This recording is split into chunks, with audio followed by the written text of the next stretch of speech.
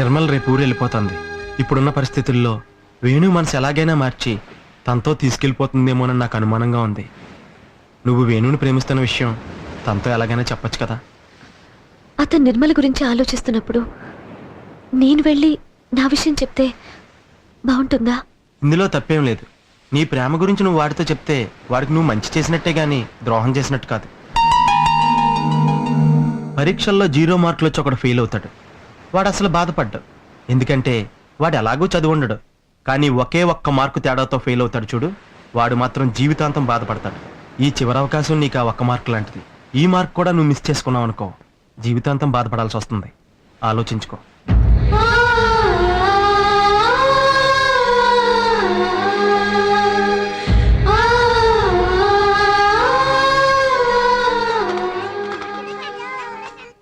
ఇదిగోండి sir train tickets.